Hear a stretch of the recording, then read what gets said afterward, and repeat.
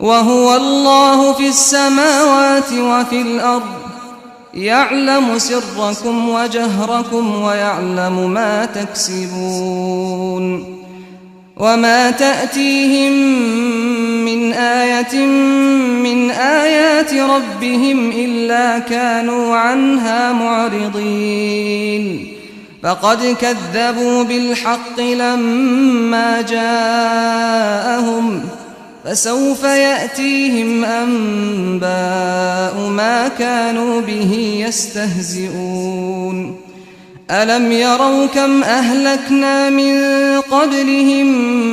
من قرن مكناهم في الأرض ما لم نمكن لكم وأرسلنا السماء عليهم مدرارا وجعلنا